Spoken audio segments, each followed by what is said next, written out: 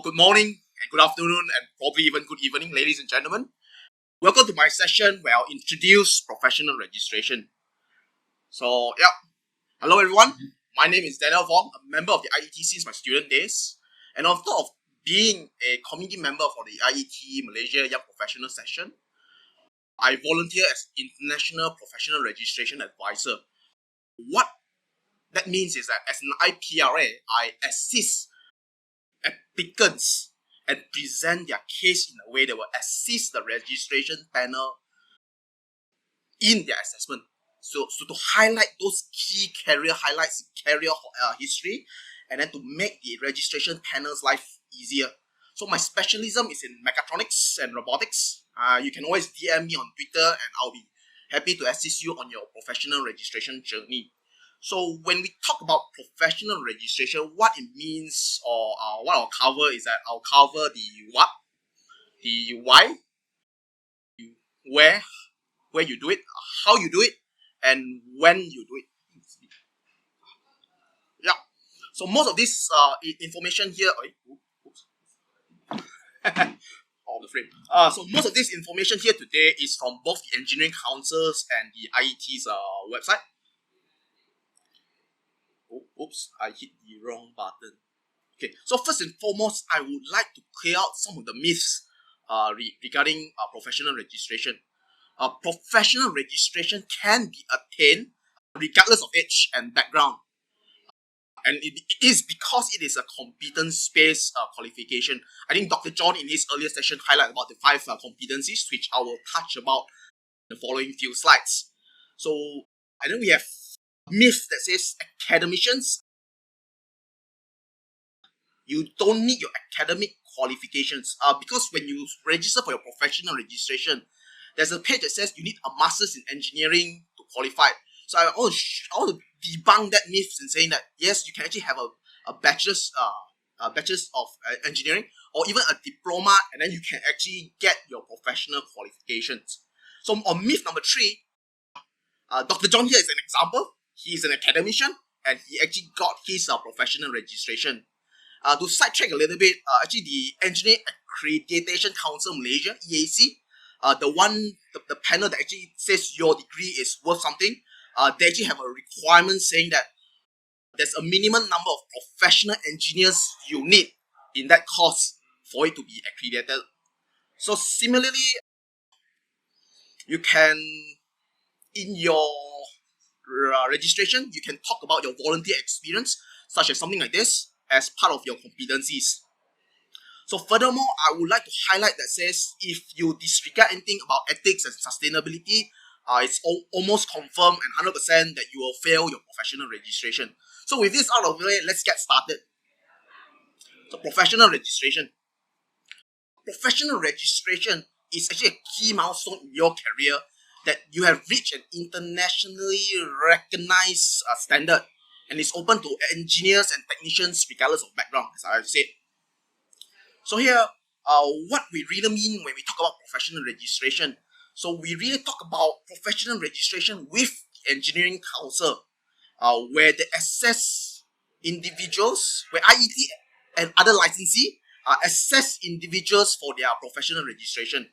So IET is a proud licensee of all these 4 categories, which is Chartered Engineer, short for CEng, Incorporated Engineer, IEng, Engineering Technician, EngTech, and of course ICT Tech, ICT Tech.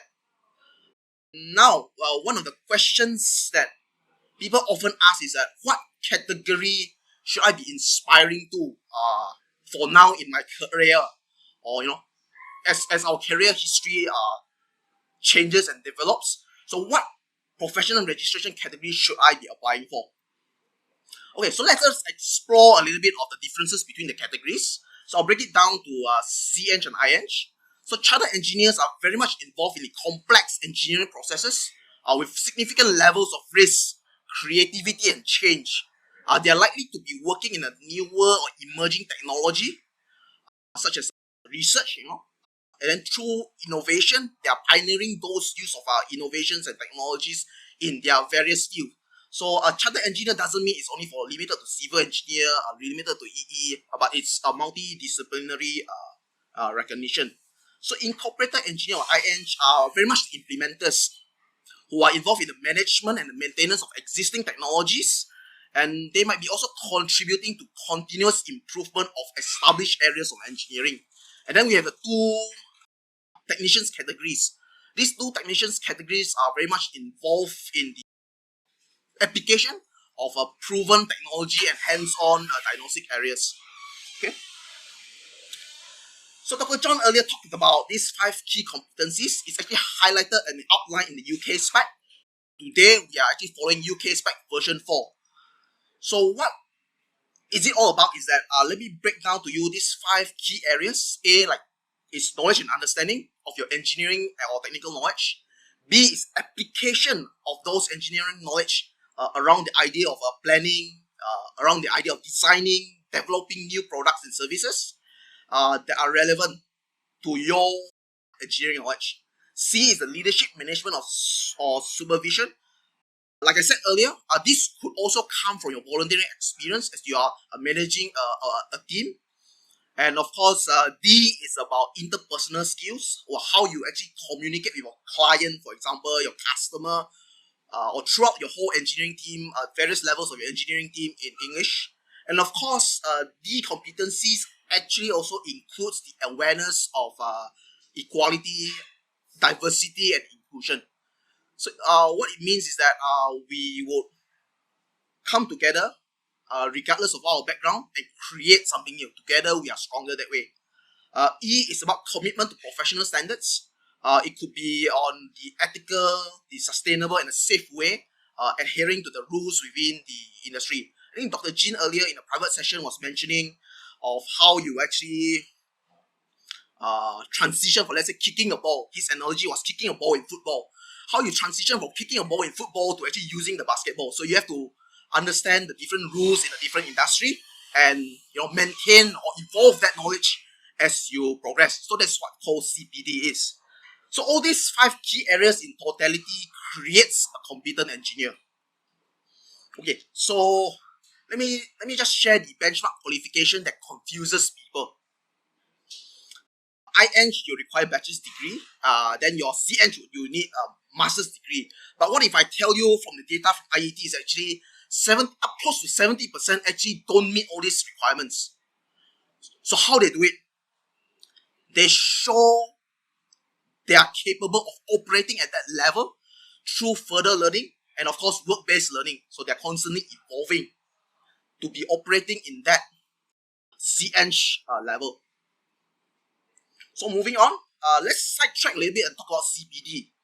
CPD refers to the maintenance and development of knowledge and skills relevant to ensuring you remain competent as a professional engineer or technician, for example. So IET has broken down CPD into these acronyms. Some of you may have seen this before. It is the acronym called T waves. Of course, like I said, the IET CPD does not, it does not limit you to perform your CPD when you join only IET events, but any other events such as the IEEE, the IEM, all those events actually count towards your CPD as well. Okay, even your work-based learning, they count. So I would like to summarize T for training. To distinguish training from the academic category is that training are typically short courses, ranging from a few hours to days. W is work experience. A is academic study. V is volunteering. E is events, and S is self-study. So as members of IET, we actually get the E and T magazines. So even if you read the E and T magazine, come up with your read further, do a further research on it, actually that also counts as your CPD, and you should be logging that CPD. Yes, I understand that students and associate members don't have a CPD requirement, but of course the IET engaged you to engage their CPD scheme. I will show you the CPD scheme as we go on. Okay, so I will log into Career Manager, a tool by the IET, to show you the process. So now I will spend a couple of minutes to talk about the application of professional registration.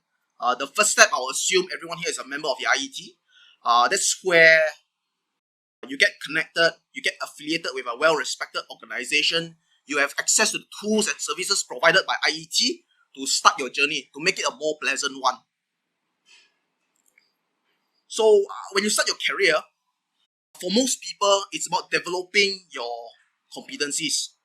Now, this is something that happens over the time. It could take months, it could take years to develop the relevant competencies of your registration. So the IET recommends you a structured professional development process, mapping those competencies to UK spec and ICT spec standard. Yes, like I mentioned, this is an iterative process. So you would develop some competencies, you go back into the tool, you record those competencies, and you progress. So after a number of times, you would paint a picture that says, yeah, I'm actually ready to apply for professional registration. That is where when you draft your application, you can actually, I would recommend you to talk to IPRA like myself to check your application for you, to highlight those that you may have missed out, and to make your journey, an easier one. Do note that PRAs like myself are volunteers, and they can be, you can find them on the website. That's the link there. So once you have done that application, it's time for your professional registration interview. So it's there's a panel of them. It involves moderators to, the process starts from the IET staff. Once you send in your application, the IET staff will actually check your application. A moderator will come in and says, yes, you meet the competencies. Then the interviewer will come in. Normally it's two from your related fields. They'll ask you questions from A to E. You give them examples. And that's how it is a professional registration interview. Okay. For the technicians category, there's no interview, but you have to answer questions to show examples that you have actually achieved those categories, those competencies in that category.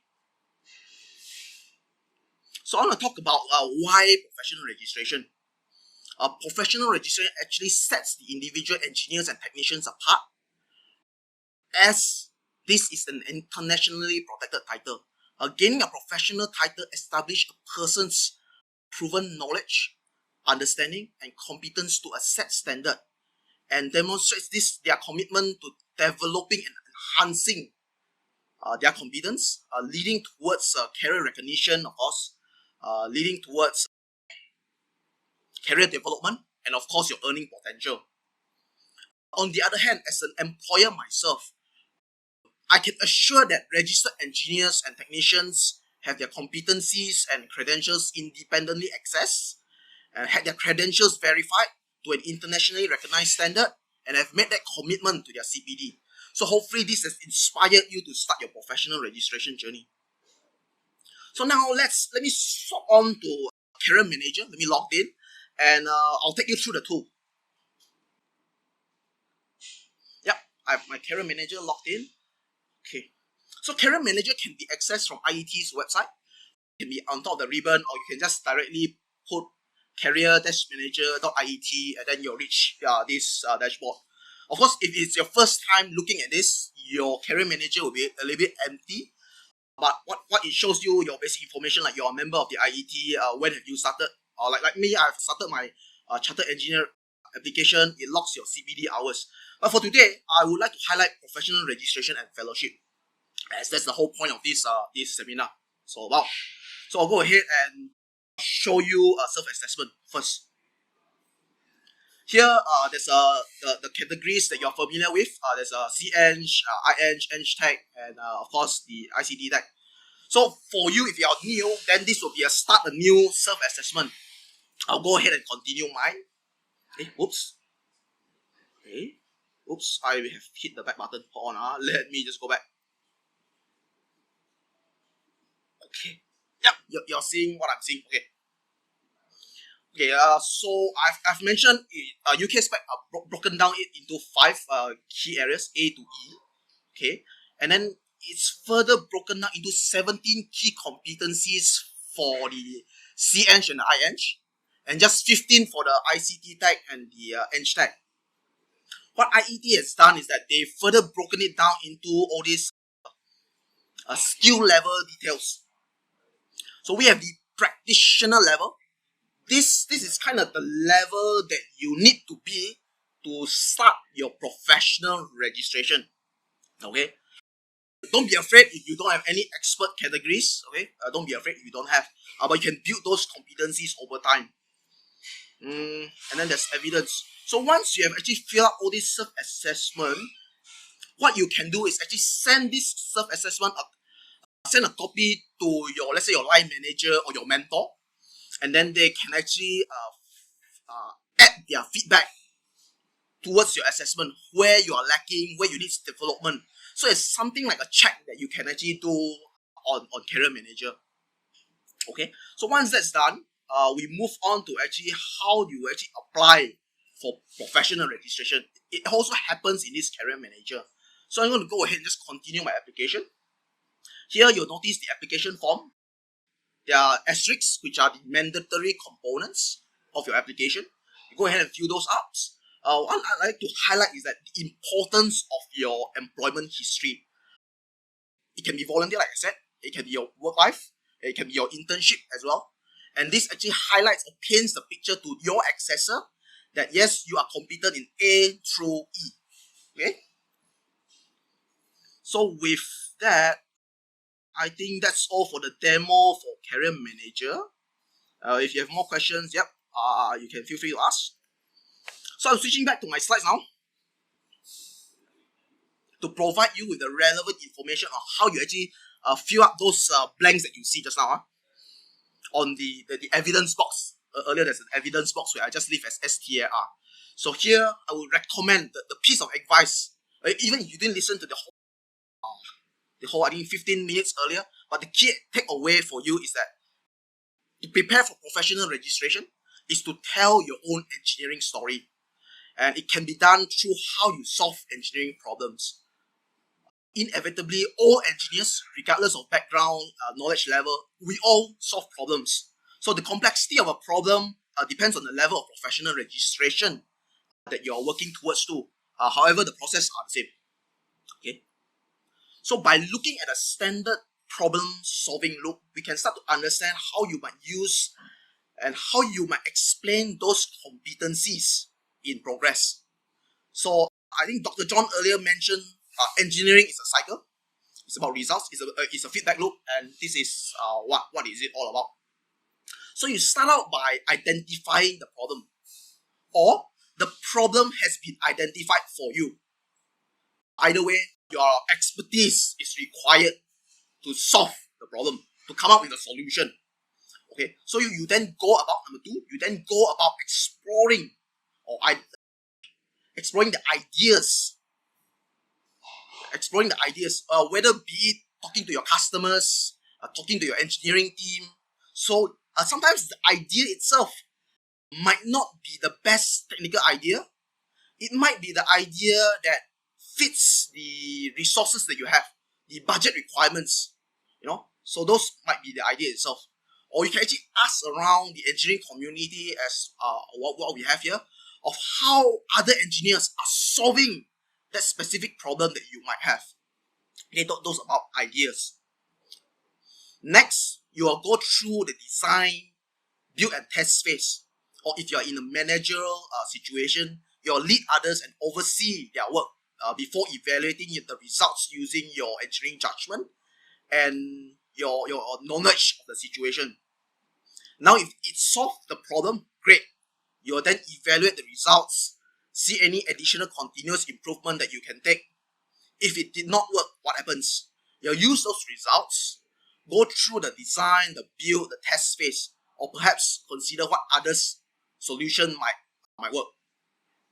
Hopefully that has shown you how you can use your engineering knowledge, put them into practice, and also manage the situation as you go along, ensuring you utilize your budget, your resources in the right way. Also treat all people in the process professionally and fairly, and consider safe systems and other areas of commitment. Okay, so now in terms of how to present your information, This comes from IET. IET recommends you the STAR acronym. STAR as in S for situation, T for the task, A for the actions, and R for the results. This method can also be useful when you're doing your interview, as the professional registration panel will ask you to describe your situation that requires your expertise, the tasks and actions that you have undertaken, and then the results. Both in terms of the work results, it could be, let's say, increased revenue, increased customers, or it could be from the point that what you have gained from that experience, what you have gained, what you have learned from that process. So here in your early career, I recommend you to show about 2 to 3 projects that show you have developed your competencies over time, that shows how you built and consolidated your knowledge as you develop. So it's worth noting that you don't need to come up with 17 different projects for 17 different competencies. So here on screen there's an example as project A is aligned to both competence A2 and B1. So do remember that your self-assessment can be added to your application as a supporting document. Okay. So in summary, make use of your membership or your IET membership. Apply for the professional registration category that's right for you at this stage or at this moment, and start on your future developments in the self-assessment tool.